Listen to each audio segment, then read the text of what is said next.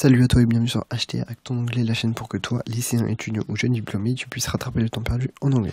Je te retrouve aujourd'hui pour une nouvelle vidéo dans laquelle on va voir un nouvel extrait de série. Et cette fois-ci, ça vient de 13 Reasons Why. Et la phrase c'est « Everybody wants to talk, no one wants to do anything ». Alors on va voir que dans cette petite phrase, on va avoir beaucoup de règles cachées en fait, et c'est ça qui est intéressant, c'est que tu peux apprendre pas mal de choses avec une petite phrase comme ça. Et cette phrase, elle veut dire tout le monde veut parler, personne ne veut agir. Alors, on a déjà le petit rappel, tu as tout après want to talk, want to do anything, donc n'oublie pas de mettre tout après want. Ensuite, on a everybody, donc everybody c'est un dérivé de every, et every signifie tout. Il prend ensemble des éléments et il les regroupe pour former un tout. C'est ce qui les différencie de each. Et every est suivi d'un verbe au singulier. Ne te trompe pas. Comment on le voit là?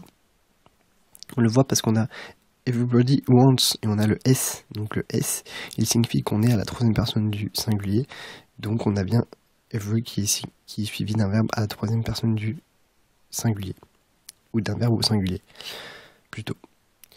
Ensuite, on a no one, qui est exactement la même chose, qui est suivi de wants, donc qui est également suivi d'un verbe au singulier, qui signifie personne.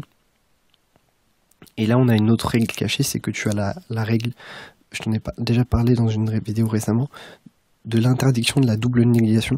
Donc on a no one, qui est une négation, personne. En gros, c'est pas quelqu'un, si tu veux, no one. Du coup, tu vas pas pouvoir avoir un verbe à la forme négative. On est obligé d'avoir un verbe à la forme affirmative, wants to. Et enfin, on a anything plutôt, qui est un dérivé de any, qui est un quantifieur indéfini. Ça veut dire qu'il quantifie quelque chose, mais pas précisément du tout. Il y en a, c'est du, de la, des, tous ces mots-là. On va souvent utiliser any et son cousin, si j'ai envie de dire some, pour désigner si on a quelque chose, si on n'en a pas. Par exemple, there isn't any coffee, il n'y a pas de café. Ah oui, je remonte parce que j'ai oublié de te donner l'exemple de every.